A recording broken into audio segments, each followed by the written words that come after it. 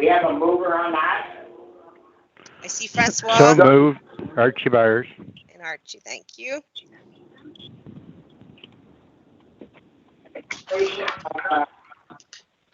And Mr. Chair, for ease of the meeting, instead of calling all in favor, you can ask if there are any opposed, just to make it a little bit easier for participants. So if you'd like to call the question, we can move on. Anyone opposed? Okay, moving on. We is there any conflict of interest? No. Okay. The next item is a request for approval of the electronic meeting procedures. Thank you, Mr. Chair. And I'll direct your attention to page 3 of your agenda package if you have it open in front of you.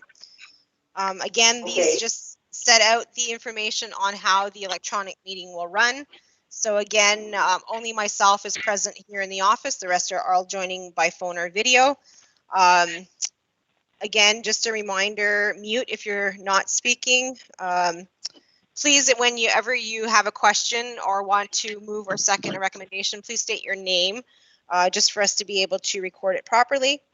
And again, this meeting is being live streamed, audio and recorded. So, Mr. Chair, I'm just looking for approval of the electronic meeting procedures as outlined in this report. Okay, so can we move on to the item 5? I need a mover and seconder for the report on page 3. I approve. Move. Okay, I need a name, and then I saw Francois Allard, I think I saw, and Maurice. Hamilton. Dorothy, perfect. And you can call the question, Mr. Chair. Okay, we're moving on to item 5. I need you to call the question on the report on page 3. Okay. Forestry.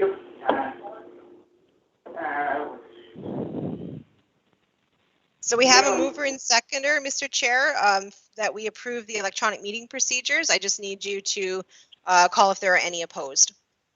Okay, any opposed? Seeing none, we can move on, Mr. Chair. Hearing none, we'll move on to item 5, SNC Forest Project Update. Give me 1 second here. I'm just going to switch slide decks.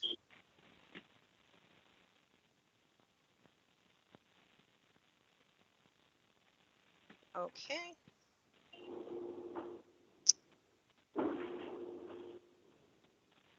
Carl, is my video showing up at that end, this screen?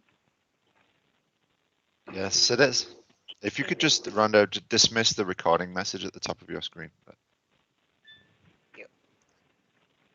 Okay. I think, Pat, you're up first. Yes, Pat Pitts, team lead property. Just an update on our harvest schedule this year. The spring schedule includes 4 properties, SNC properties. They're listed there. They have been posted on the SNC website, closing in June 9th. We are putting out a tender again in the fall, and there's a list of 6 properties, and they will be closing on September 7th. The picture is just a picture of one of the harvest plans for SNC 29.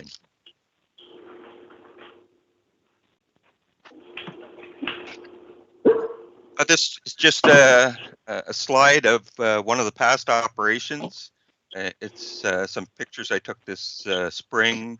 It's 1 full growing season after the harvest, just showing the amount of slash that's on the forest floor after our logging operation. We do get questioned about this. The operations are planned out very carefully, and they're inspected throughout the operation, and a final inspection is done. In the program, you can see the distribution of the slash. There are some, sorry. All right. Sorry, keep going, Pat. I'll show what's happening on my computer here. I've lost the picture, Rhonda. Yeah, I'm working on it. Pat. Computer has a mind of its own at the moment. Pat, it's Maurice. Yes. I saw some regeneration in there. Is that a natural one? In that particular slide, it is natural. On this property, we have done some underplanting as well, Okay. which isn't shown. It's white pine, eh? It's white pine, that's correct. And you can see that even with the harvest operation having been completed, that not all the regeneration on the forest floor is destroyed. So we do have advanced regeneration here. In the photograph, there are some spots in the background where you see larger accumulations of slash, but this is still within operating standards. We inspect for this, and when required, we send the operator back to address those issues. Next slide. The logging operation is not the only source of debris. This is again is SNC 1, Robert Graham Trail. We do have a trail running through the property. After the thinning operation, the picture on the right, or the left rather, shows some wind throw that occurred after the canopy was opened up. This is a result of high winds throughout the wintertime. You'll see, oh, Sorry, Pat. The picture on the left. Can you go back one? Yep, I'm not sure why the slide deck is moving. I'm not moving it, but give me a second.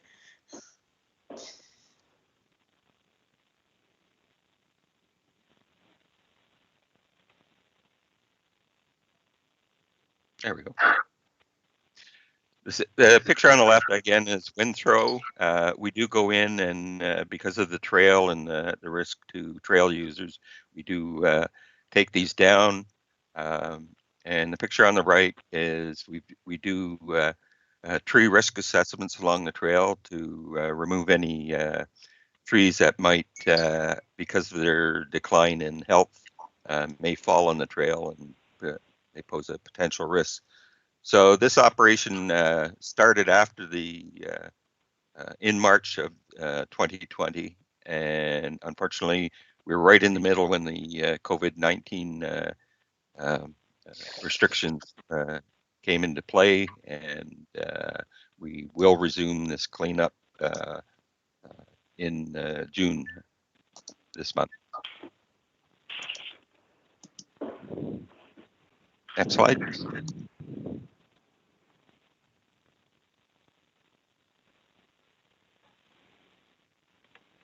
We have Chris on the line. Yep. Good morning. This is after our harvest operations. This is one of our landings. It's been cleaned up by the contractors.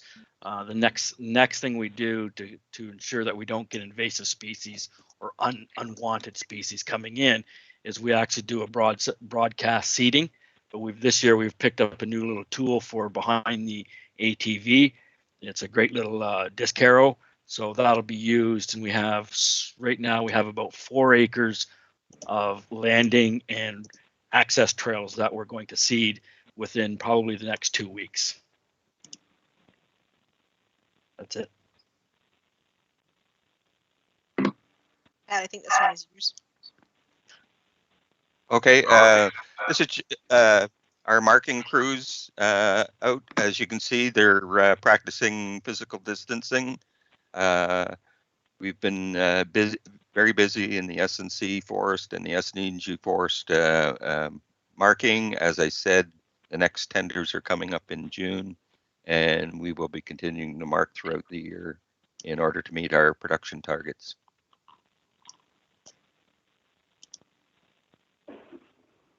Chris, I think we're back to you.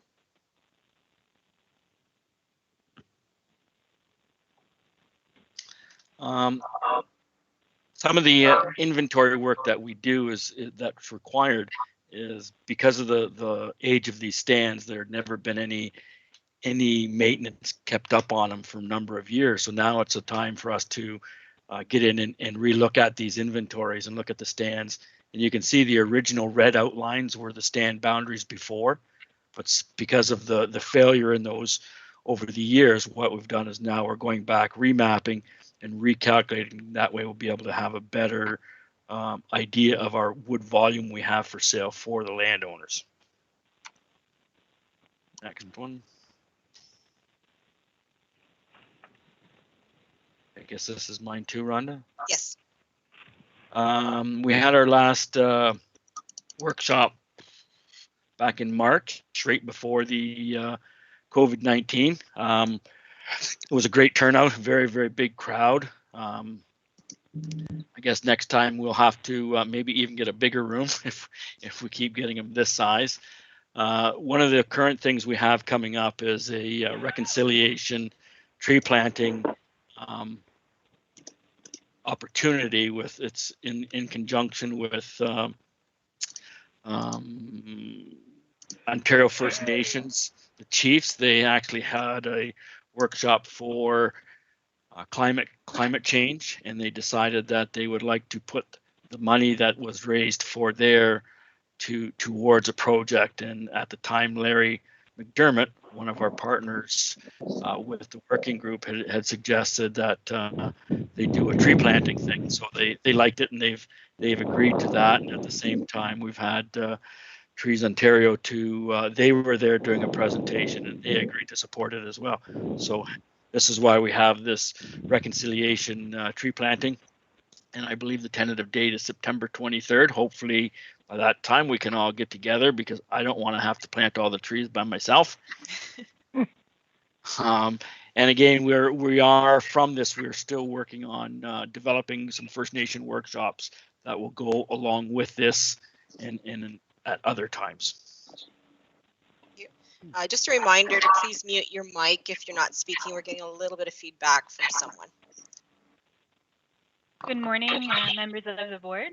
So this is Carolyn, forestry technician. So I'm going to give you a little update on the tree risk assessments that we've been working on since last year. So you see on the screen now all the different parks that has been assessed at this point. And there are two types of assessment that we do. So a level 1 and a level 2. Basically, very quickly, a level 1 is an assessment in a forest setting. So like Pat said earlier, along trails where trees could either fall by wind or are dead, or could just become a risk to park users. And the level 2 is essentially trees that grow in landscape settings. So where people can picnic under the trees, and where the grass is cut as well. So depending on the park, there are a different type of assessment. The next slide shows the diameter at breast height distribution of only the landscape trees in all the parks that have been assessed yet. So as you see here, there are many more smaller trees than larger trees, which is very normal. And what is interesting here is that we see in the category of 0 to 9, almost 60 trees that are in that category. So that means that we have a good amount of trees that will take the place of the ones that will have to either be removed because of a risk that they pose, or just to assure a good tree cover in all our parks. And so yeah, so you can change the slide here. I just wanted to show you specifically for two different parks. So here at Casbridge, you see that the trees are very much smaller in diameter. So, and there are a lot more trees though, considering the size of the park. And then when you skip to the next slide, you can see that the DBH distribution is a bit more varied, as we have some larger trees, but quite a few small trees. So again, we have a good regeneration that will be able to take the place of the larger trees that we might have to remove in the future, again, because of the risk. And this one is at Jessop's Falls. So this slide is really interesting because it shows the diversity of species that we have in our parks. And as you see, there are quite a lot of different trees. So I didn't put the full name of each species as it would be too imposing, but as you see, each row or each column represent a different species of trees. So the two main ones that we found in the parks that were completed are Scots pine, which are at 58, and almost all of it, or 78%, are located at Casbridge. The second species that we found the most was silver maple, and 50% of the silver maples were actually located at Jessop's Falls, and the other ones were a bit scattered in each of our parks. And also the silver maples are actually the trees that have larger diameter in our parks that we have assessed. So. The next slide. So this is the plan for 2020 of the various conservation areas that will have or will be assessed. And again, representing the level of assessment for each one. And as you see, most of them that will be done this year is a level 1. So most of them are in a forest setting. Some of them will have a landscape area as well.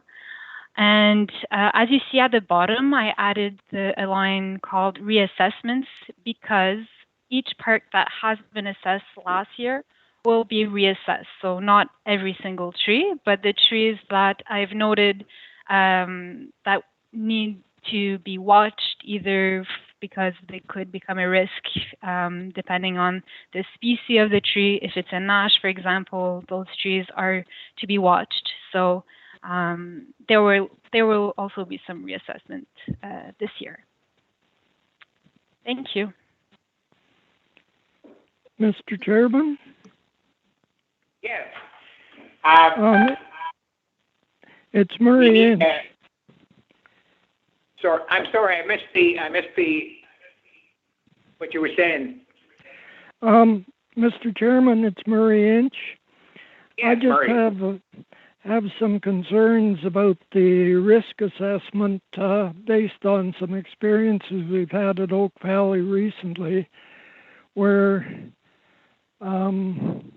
staff have not read the agreement between Oak Valley volunteers, and just by applying sort of bureaucratic approaches to conservation areas, I'm concerned you could undo some of the scientific work we've got going on there. And I would like to meet with Pat Pitts and Caroline before they come to Oak Valley to do their assessments there. Yes, definitely. This was actually on the plan to meet with you and discuss the protocol and the work that we plan or that that you want done, basically. So we will definitely meet before doing any type of work at Oak Valley. Okay, thank you very much. You're welcome. Okay, thanks. Matt, did you have Mr. anything Chair, you wanted to Phil, add? can you hear me? Yes. Could Murray, through you, could we ask Murray to take just a minute to tell us about the scientific work that's happening at Oak Valley? A lot of us may not know that. Would you give us some insight into that, Murray? Okay, Mr. Chairman. Probably the best example is the first Eastern Ontario Butternut Archive, where we had some 36 trees or cuttings from trees that were grafted because they thought they had the possibility of being resistant to the butternut canker.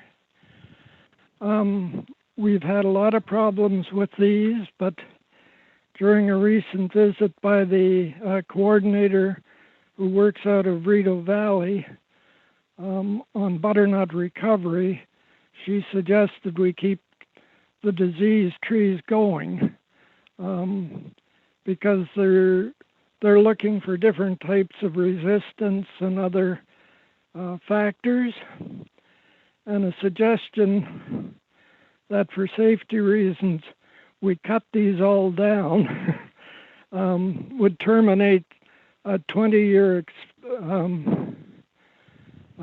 experiment that has some potential going on into the future.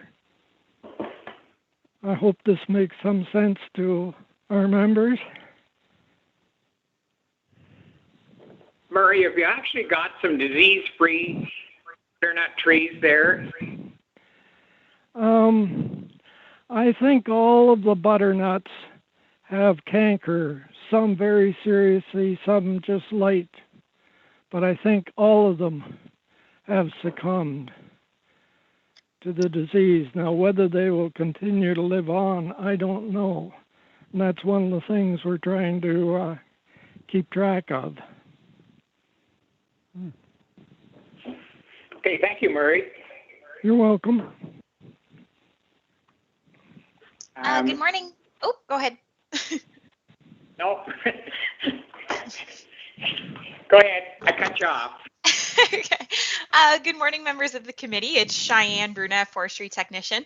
A report with a more detailed information will be presented on this topic later in the meeting.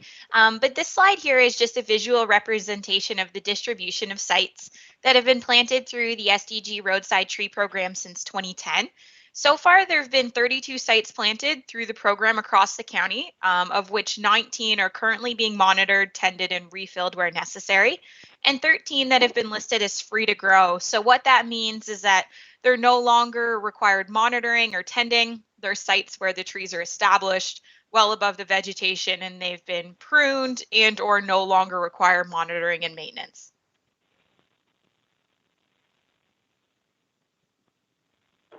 Okay, I can't see you, but thank you very much for your report. You have to tell me when you're finished. Okay. Okay, I'm on to the next slide. And this is an update about our tree planting season. So we made it through the 27-day-long spring tree planting season. The COVID crisis created many operational challenges and changes to our planting season this year.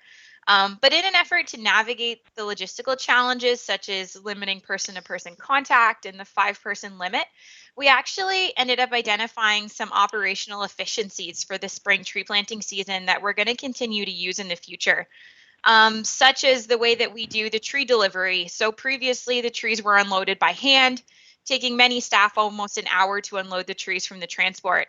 And this year, again, to limit that person-to-person contact, we had the owner of the apple orchard unload the trees on pallets using a forklift directly from the transport this year, which took an hour-long operation and cut it down to 15 minutes for one person. So this efficiency reduced our delivery costs, increased efficiency at the nursery, and reduced staff time, which in the long run is going to save us some staff time there.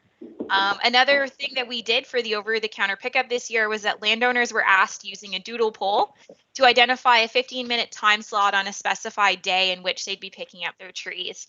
Typically, we only saw about 40 to 50% of the landowners pick up their trees over in the past. And this year we saw over 90%, which again reduces staff time required for follow-up with landowners. And as a kudos, I have to sincerely thank the forestry team this year. Carolyn, Rhonda, Chris Martin, Kelsey, Naomi, Phil, and everyone who volunteered to help with the plant this year. It was truly a team effort, and overall went really, really well. Good morning, everyone. Just a quick update on the Ottawa Ash Tree Replacement Program. I'm happy to announce that Council, City of Ottawa Council did approve the funding for the program at their special meeting on the 13th of May. So again, that program is open and operating and accepting applications for 2020. Again, this is a City of Ottawa only program. It's available citywide and coordinated through South Nation Conservation, and it provides grants of up to $500 a tree for landowners to remove trees that are infected with the emerald ash borer and replace them with a native tree of a potted or caliper size program. So this program is fully allocated every year, so we're happy to see the funding continue for 2020. Again, with COVID considerations in place, we had to make some changes to our free tree pickup and deliveries for municipalities. So again, last year we started partnering with our member municipalities to offer seedlings to landowners across our jurisdiction. This year we had to change it up a little bit. We provided bundles of 10 seedlings to individual households within each municipality. This is more than we would normally give. However, we wanted to reduce the amount of handling of the stock. So they come from the nursery pre-bundled in 10. So we left them pre-bundled and handed those out. So again, through an online form, landowners were able to apply for seedlings. They were able to indicate what their preferred choice was. And we tried to get trees to as many folks as possible. We had about 150 households per municipality. The number of households, again, smaller because we had given larger bundles of seedlings. And in coordination with the municipalities, we either had municipal staff deliver trees to the houses that were that had applied, or we had scheduled pickup times again where the participants would drive up, stay in their vehicle, and our staff would put the seedlings in for them. So again, it worked very well, and probably will keep very similar aspects going next year with the pre-registration. It made, again, things a lot more efficient. So we're happy to have the last of those finished up on the weekend. Mr. Chair, it's Bill.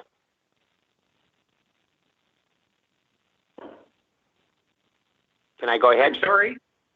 It's Bill. May I go ahead? Yes. Two things. The first is, speaking from North Dundas, they really appreciated the support and the encouragement they got from staff at SNC. So a special thank you to the staff from that particular area. Secondly, I want to compliment South Nation and I guess the communications department, or John had a hand in it, as did others, and groups of trees were given to the Winchester Hospital and the Dundas Manor, and they were there for Nurses Day, and they were given to all that wanted to pick them up, and the nurses and the staff at both the manor and the hospital really, really appreciated that support. So a special thank you on two counts. Thank you, Bill. It's Doug Thompson. I had a question. Yes, Doug. For Rhonda. What you said in your little, just when you finished up, are you saying that this process will be used in future years? I think we'll certainly consider it in partnership with our municipalities. If at some point in the future we're allowed to gather in larger events, some of the municipalities do like to tag team the tree giveaway with other events. Of course, this year, things like Earth Day events were canceled. So we'll work with each municipality, and if they have an event they would like to use as an opportunity to hand out trees, we'll do that. And then for those that don't have a specific event, we'll ask them whether they want to do a scheduled pickup. So we'll work with each municipality on their preference. Yeah, it's good that we've seen both types, because I think this, unless there is a big event, this system is probably more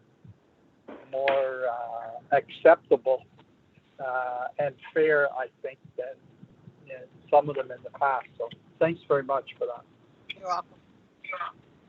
And again, just a quick update on the Western Chorus Frog Habitat Project. This again was a project we're under contract with Environment and Climate Change Canada. We had constructed 10 vernal pools on 2 South Nation properties, 5 pools on each. Again, of varying sizes and depths to test different designs for Western Chorus Frog habitat. Unfortunately, with the COVID-19 pandemic, all federal contracts were put on hold. So the water level monitoring, you'll see in the photo, staff gauges were installed in the ponds to track how long they hold water for. So we were to visit these ponds in April when it started to melt, and then once a month through into the fall until they dried up. So that monitoring has been put on hold, as have all federal contracts that involve field work. So we will hopefully be monitoring next spring instead. We're just waiting again for the federal contracts to move ahead again because of the current COVID restrictions.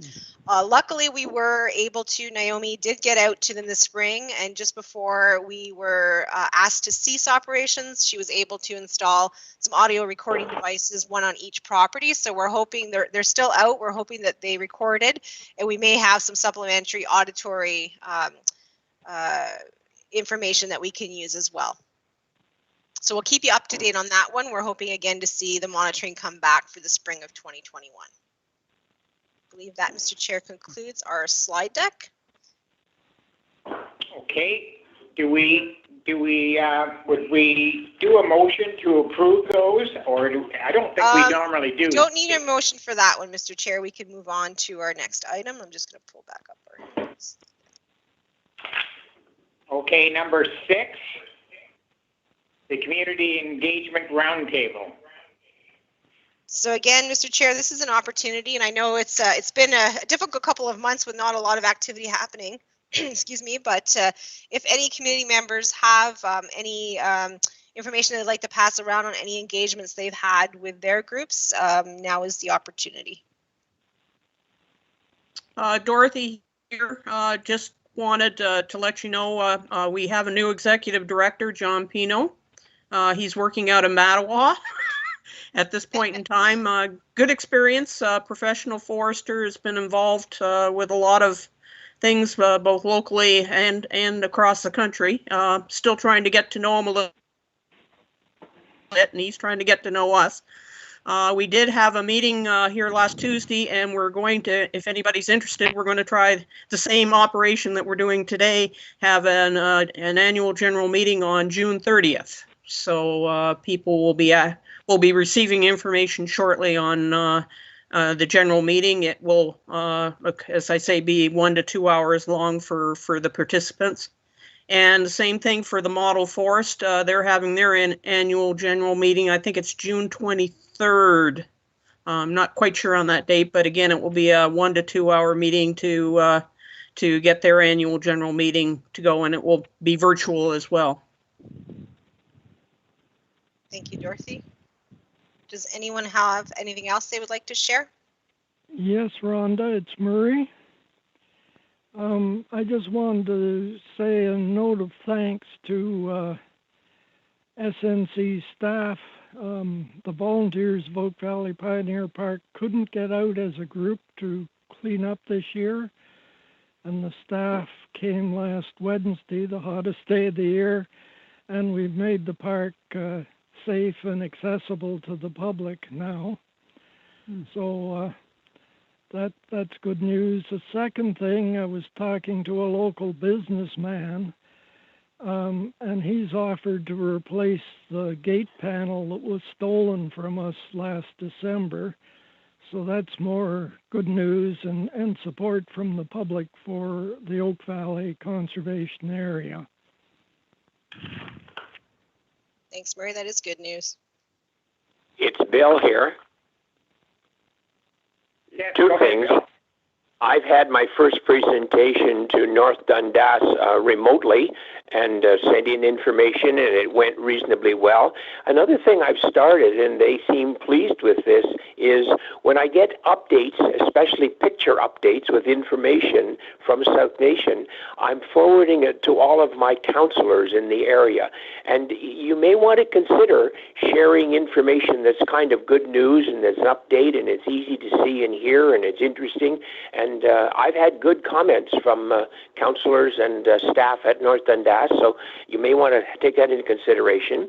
Secondly, I know that the road up to Oak Valley was not in good shape. I've spoken with the Roads Department and North Dundas Township CEO, and when the grader is in the area, which they expect to be very shortly, they say they will grade it up and have it much better than it was. So I hope that's helpful, and if you, Murray, you're probably around best. If you can let me know that that happens, I'd appreciate it. Thank you. Thank you, Bill. Anyone Are there any else? other? Yeah, Ben DeHaan here from the United Counties of SDNG. Two quick things. One is that we're pleased that we've recently signed an agreement with the SDG Ontario Woodlot Association for a new partnership in the Osnabrück Forest. So that's an exciting endeavor, and we look forward to that partnership growing through the years.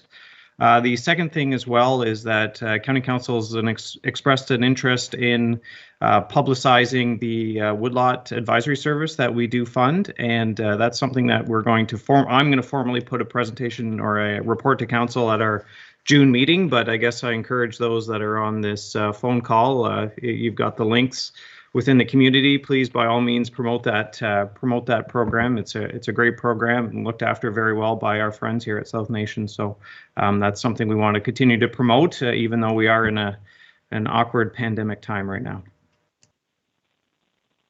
Thank you, Ben. Any other comments? Okay, Mr. Hearing Chair, none. we can move on to Yes. the meeting of the approval of the meeting minutes from the March 5th meeting. Yes. And you'll find those on Doug page Thompson, 4 I'll of your move agenda it. package. Thank you, Doug. Page 4 to 10. So, So we have Doug moving it, Mr. Chair. We just need a seconder. It's Murray Inch. I'll second that. Thank you. With one correction, my name was omitted from the joint meeting. Could it be added in under either Forestry or Communications Committee participants? Yes, I'll get that in the next motion. Right now we're doing the Forestry Committee ones on page 4, so I'll okay. make that note on Sorry. the next one. No problem. But my seconding stands. Okay, thank you. okay. Is everyone in agreement with that? We need a mover? We have the mover and seconder, Mr. Chair. We just need the question. Okay. All in favor? I'm seeing nodding. We're good, Mr. Chair. Okay. So moving on to the next item, the Joint Standing Committee meeting of March the 5th, pages 11 to 15. And again, this will be as amended as Murray mentioned. Apologies, Murray, that we missed you. We will add you as present for that meeting. Need a mover and a seconder to approve the minutes. I'm seeing Maurice give me a thumbs up. Dorothy will second it. Thank you, Dorothy. Okay. All in favor? Yes. Seems we're good, Mr. Chair.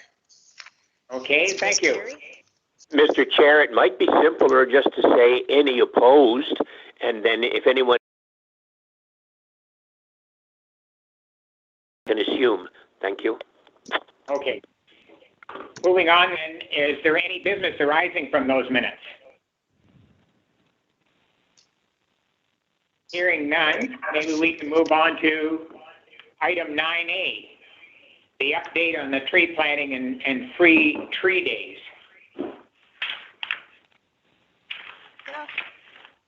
Good morning, committee members. Again, so every spring provides new challenges, and this spring was definitely no exception. SNC had another successful tree planting season this spring, which included the planting of over 140,000 new trees across the jurisdiction. Through our over-the-counter program, through the 50 million tree program, and for La Rose Forest. New this year, SNC enlisted the help of staff to plant over 18,000 trees on 16 properties, which they happily did through a lot of hard work in 9 days for the Forest Ontario program. This program, this provided a great opportunity for staff to learn more about our tree planting programs, get staff out into the field, and have some plant their very first trees. So that was really exciting. The focus for staff planting was on the smaller sites, so sites 1,500 trees or less, and then all of the refill sites that we had, those that were operationally more expensive for the contractor to complete. The 2020 tree planting statistics by municipality can be found in a chart on page 18. And as Rhonda already mentioned, for the second year in a row, SNC offered municipalities 550 free tree seedlings to disperse to their residents. And all of you municipalities, with the exception of Champlain, North Grenville, and the City of Ottawa, participated this spring. The city is choosing to reschedule their events for this fall. As of now, and as of this weekend, over 17,000 tree seedlings have been given away to residents, which, as Rhonda and Bill mentioned, includes the 500 trees given away at the Winchester Memorial Hospital in celebration of Nurses Week.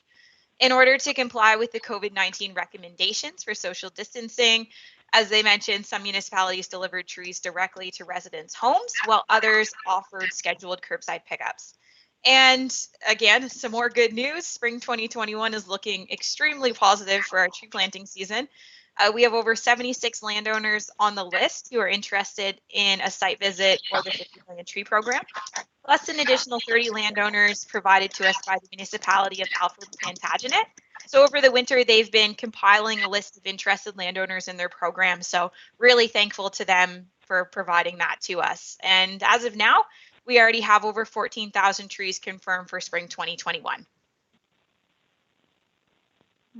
That's amazing. It seems to grow every year, doesn't it? It does, yeah. So the recommendation for the report is found on page 16. The Forestry Committee endorses the work completed in the spring 2020 for the tree planting program by SNC staff. Need a mover and a seconder, please. Francois Allard moves. Glenn Mackey, second. Glenn Mackey, seconds. All in Mr. favor? Chair, through you a question. Yes. For Cheyenne, did any of the municipalities run short of or request more trees than those allocated? And were there any trees turned back because they had too many? That is a great question. I know a few of the municipalities were sold out within a couple of hours. So they did require extra trees, which is fantastic. I don't have the complete list right now, but I can absolutely get that to you for the committee's information. I believe, Mr. Chair, that we're handing out the last of our pine stock this week through a contest on Facebook. So all the trees we had have found a home or will have a home by the end of this week. Yeah. I just wanted to check with Cheyenne. I maybe missed the number, but the total number of giveaways that went to the municipalities was it 17,000? Yep. So as of when the report was written, it was the number identified in the report. I just got an update from Kelsey this morning that as of this weekend, it was 17,000, over 17,000 trees. So the number had gone up quite a bit since the report was written. That's great. Okay. Now, we have a mover and seconder, Mr. Chair. We just need to call the question if there are no additional questions. Okay. So the Forest Committee endorses the work completed by the spring of 2020 for the tree planting program by FNC staff. So have we got a mover? Yes, we do. Ms. Francois Allard moved and Glenn Mackey seconded. Okay, all in favor? I'm seeing thumbs up, Mr. Chair. We're good to go. Okay. Right, moving on to the roadside tree planting program on page 19. Yeah, so this report can be found on page 19 and 21. So as for the SDG County Forest MOU, SNC delivers the SDG roadside tree program on behalf of the counties, and they have for a number of years. So in an operational shift from previous year where we always plant the trees in the fall, we'll be planting the trees this spring, coming up in June. Tree planting is work that can safely be completed following our standard operating procedures for COVID-19, and a work plan will be in place to protect staff during this planting.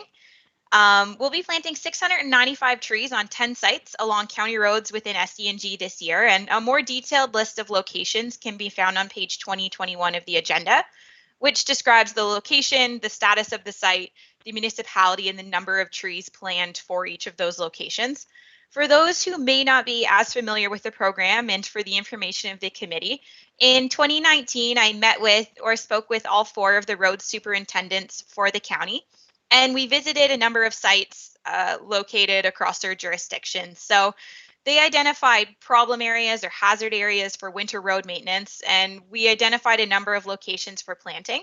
So there's sites that require some tending, and from there came up with a 3-year work plan for the program from 2019 to 2021. And the goals of the plantings for the roadside tree planting are to establish windbreaks and tree buffers in high hazard areas that won't interfere with or inhibit roadside maintenance now and in the future.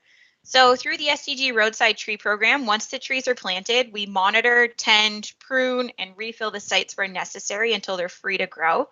And as mentioned previously, there's currently 32 sites planted through the program across the county. 19 of these are still being monitored and tended, and 13 of them are considered free to grow. In fall 2019, SDG was approached by the Lions Club to discuss volunteer opportunities for the club to assist with planting. Any of the sites identified in the work plan can absolutely accommodate a volunteer component, but due to the COVID-19 pandemic, volunteer activities are currently suspended for this time. It's Doug Thompson.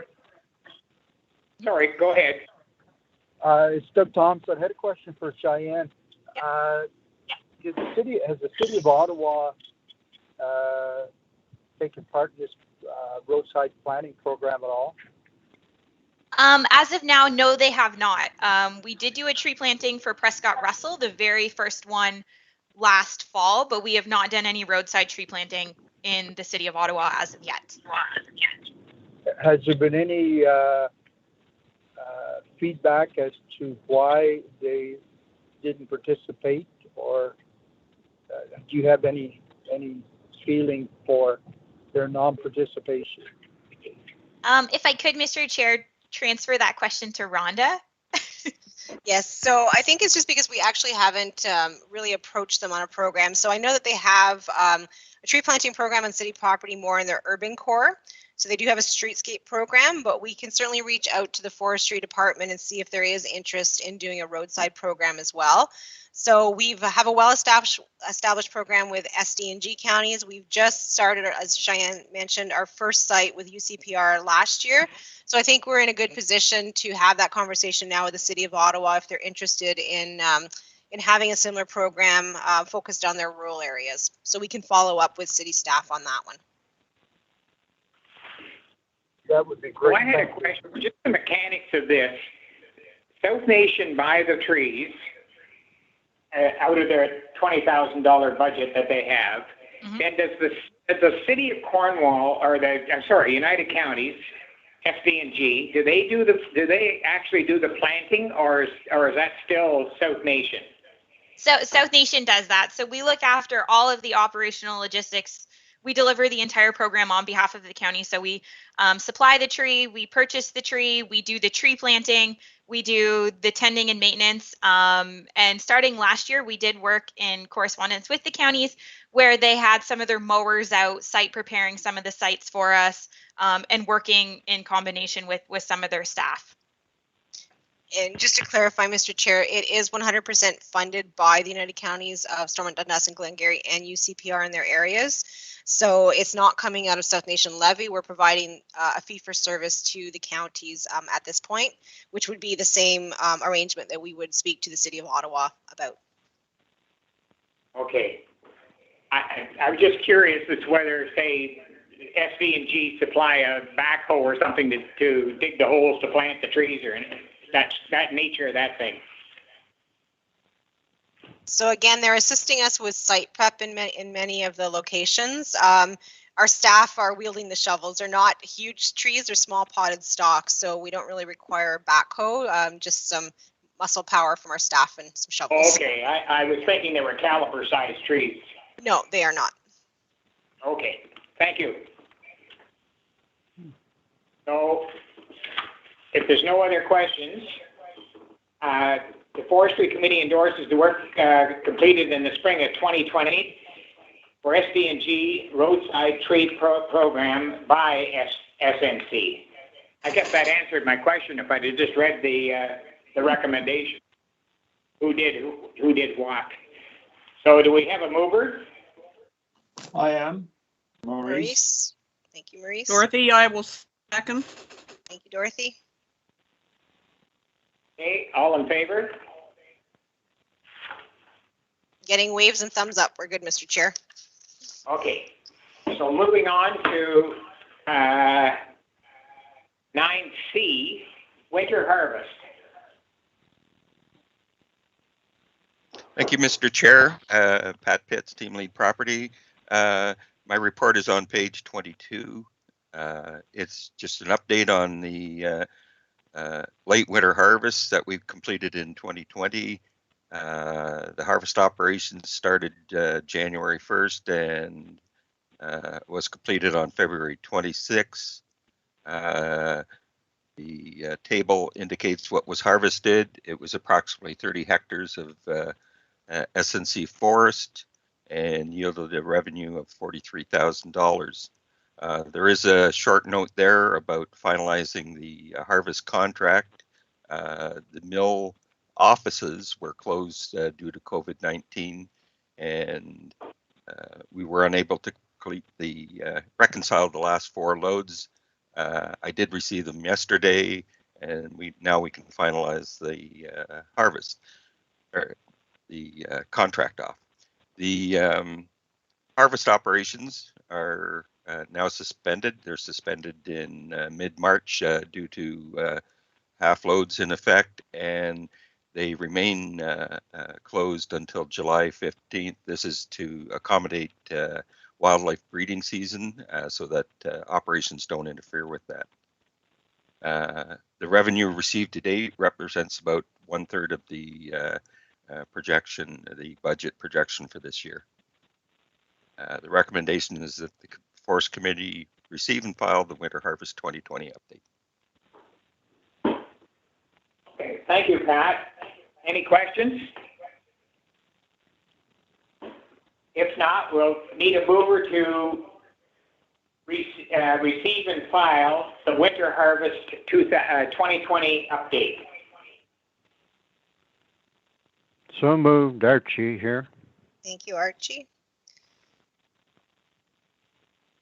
And a seconder? I see Francois Allard raising his hand. Okay, all in favor? Yep, getting thumbs up. We're good.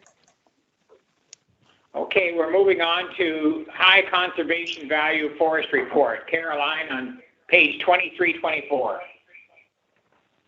So this, again, I don't know if you guys remember from last year, but every year we have to update the High Conservation Value Report as South Nation Forest and SD&G Forest are certified FSC. So under Principle 9, we have to update those reports yearly. You will find in the report the source of the information that we use to identify those HCV, or HCV is high conservation value.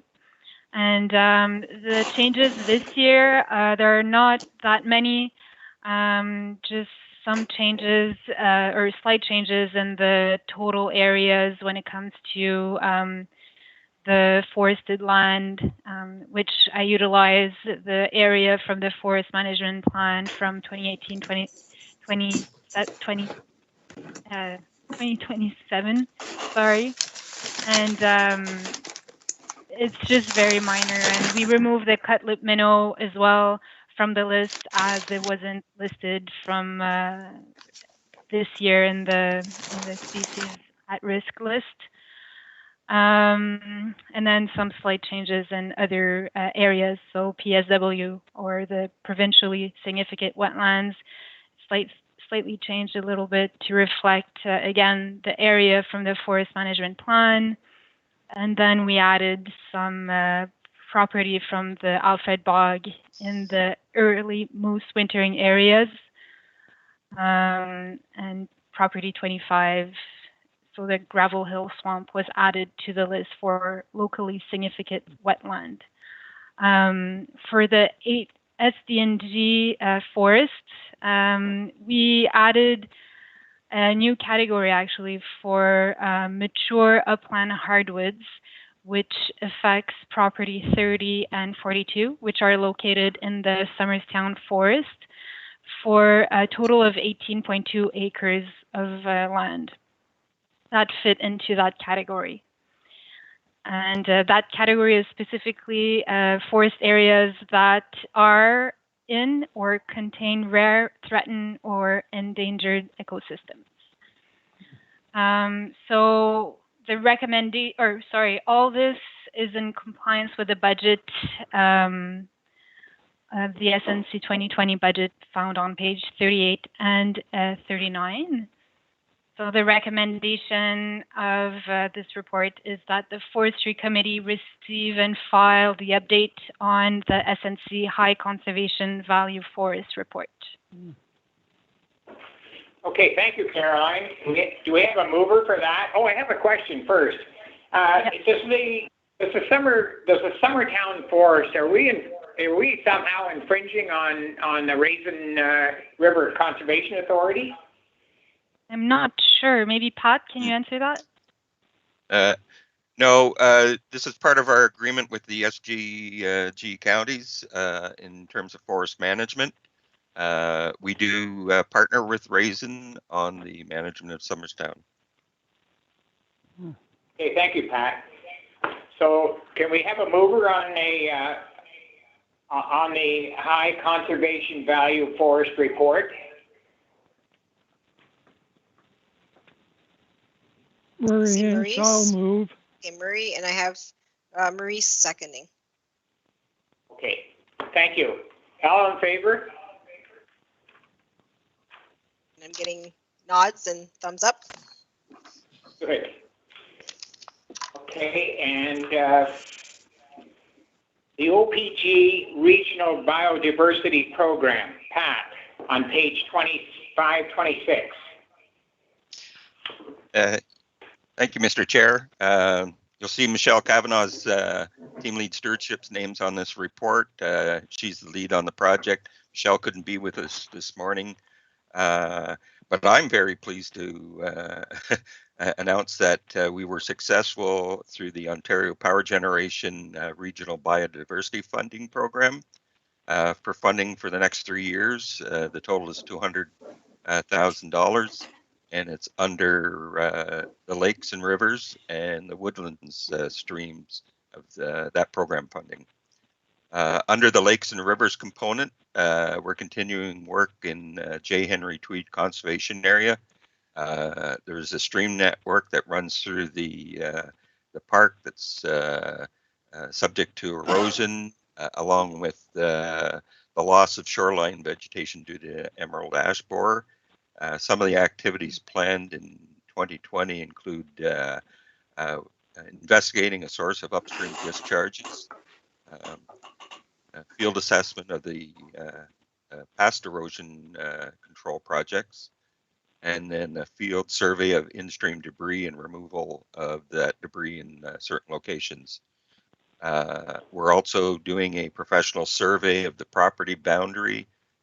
This is to facilitate tree removals and planting along the edge of the stream and adjacent to those private properties. We are developing a project communications plan because we're doing a lot of work, and J. Henry Tweed is one of our most heavily used parks. Under the woodlands component, we're addressing some invasive species issues. I'll mention the Garland Side Road, which is a smaller project. It was identified in the stewardship plan for the property, a small area of invasive glossy buckthorn, and we will be eradicating that and treating and monitoring it over the next 3 years. The Gamble property is a property that SNC is the custodian of for the Ontario Heritage Trust, and it is property that's been heavily infested with emerald ash borer, and now glossy buckthorn is taking over the site, eradicating the buckthorn and planting some native species in there to ensure the future of the forest. We'll also be doing some habitat restorations by installing nest boxes and hen houses because that property is adjacent to a wetland. Again, the project will we'll have a communications plan.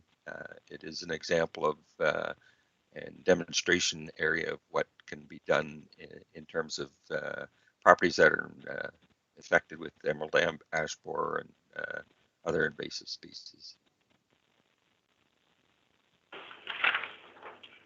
Hey, thank you, Pat, for that report.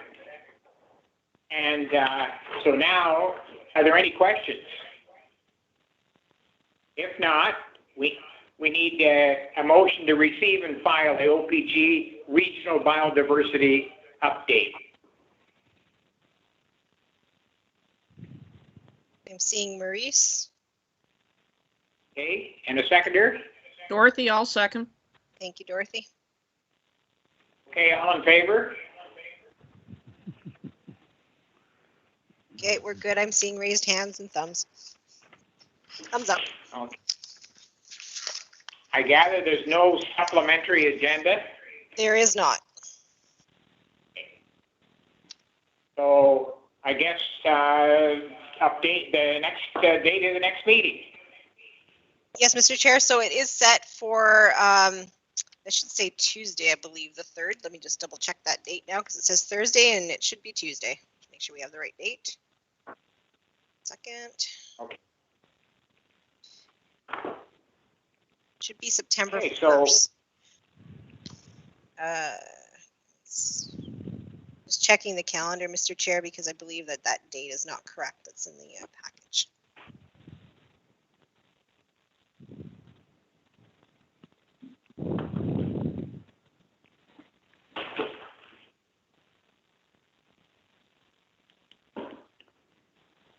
So I want to apologize for not being able to get on and visually see what's going on because it kind of leaves you out of the loop when you can't see what action's going on. Okay, Mr. Chair, yes, the date in the package is incorrect. My apologies. It should be Tuesday, September the 1st is the next meeting date. And we'll confirm closer to that date whether it's virtual or in person. It'll depend on, of course, COVID-19 restrictions that may still be in place. So we'll confirm location, whether it's an in-person or virtual meeting. And again, that date is September 1st. It's a Tuesday at 10 a.m. Okay, so I guess we're done. Mr. Chair, may I have just a word? Yes, absolutely. It's Bill. I want to say congratulations to you for gaining the chairship again. I know that you were kind of laid up at the last meeting. As a matter of fact, I think you're just a day from after your operation, and you gracefully accepted being nominated to chair in your absence. So thank you for taking that position, and thank you for the work you did to present today. You're absolutely right. It's not easy when you can't see and can't be as involved as we usually are, but I think you handled the meeting well. So on behalf of all, the best to you, and we look forward to you chairing the meeting on the 1st in whatever format it is. Thank you. Hey, thank you, Bill. And thank you, Rhonda, for organizing this. It worked well. My pleasure. If there are no additional comments, we just need a motion to adjourn. Francois? Francois, Okay. thank you.